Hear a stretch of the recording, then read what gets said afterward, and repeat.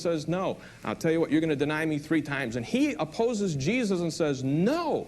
And then he goes ahead and he does it anyway.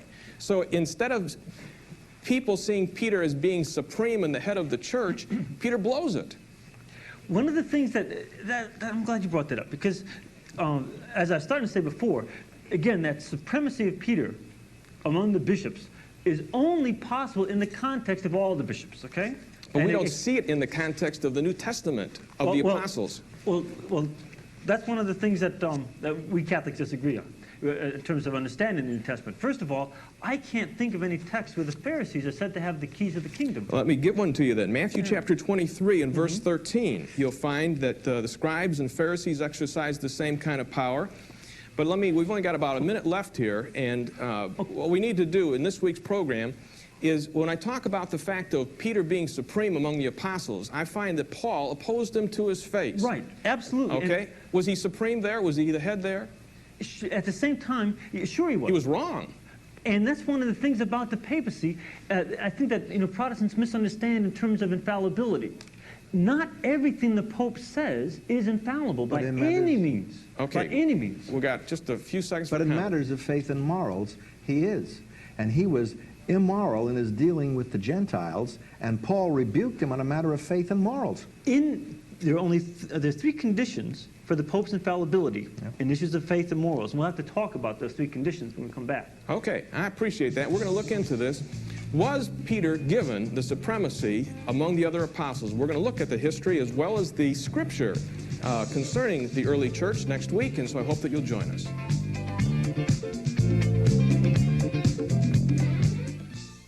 Good evening. Good evening. Tonight we're examining the claims and the authority, the teachings of the Roman Catholic Church. And my first guest is an ordained Roman Catholic priest, Father Mitchell Pacwa, who's a member of the Society of Jesus, a Jesuit. He has an earned Doctor of Philosophy degree and is currently a professor of Old Testament at Loyola University in Chicago. My second guest is Dr. Walter Martin, who's the director and founder of the Christian Research Institute in California. And Walter is the author of many books, especially the classic book known by both Protestants and Catholics, called The Kingdom of the Cults. And gentlemen, we're glad that you're here tonight. I want to move on in our talking about the claims of the Roman Catholic Church concerning this week the infallibility of the Pope.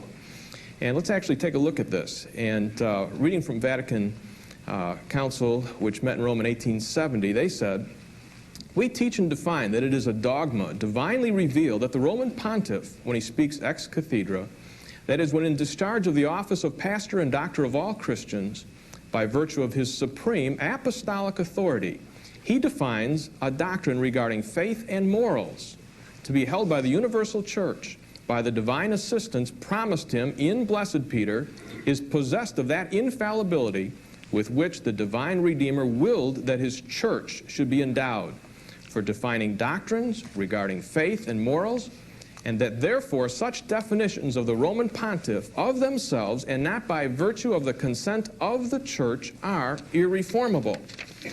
Now, we need to keep coming back for evidence. Many in the Roman Catholic Church take it for granted that that's true, but there are others that do not. And Father Pacwa, I'd like you to comment about the fact of if Jesus gave the supremacy to Peter, how do you deal with Paul? Because let me give you a few facts about Paul in relationship to Peter. I'd like you to comment, if you would, please. Peter has no say in Paul's appointment. There are 13 epistles that Paul wrote, 2,023 verses. Peter only wrote 2 epistles and 166 verses. Paul mentioned Peter more than once, but he never mentioned him with any special title of honor, such as the vicar or pope, or above any of the other apostles. Paul did not mention the papacy when he referred to the offices of the church in 1 Corinthians 12 and Ephesians 4. Paul as an apostle claimed authority over the Roman church itself in Romans chapter 1, 5 through 6 and 16, 17. Paul claimed for himself that he was behind the very chiefest apostles in nothing, 2 Corinthians 12. And that then specifically you have Paul rebuking Peter without any mention of Peter's supremacy in Galatians 2. Now, if Peter was the chief, it would seem that Paul would have acknowledged that in his epistles and would have acknowledged it in the respect he gave when there was a matter of doctrine on the table. We see none of that for Peter. First of all, what you have in Paul and Peter's dispute in Galatians, again, is not a dispute about some infallible statement by Peter. Okay? So It's about his own practice. Okay. On something that already had been decided by the church.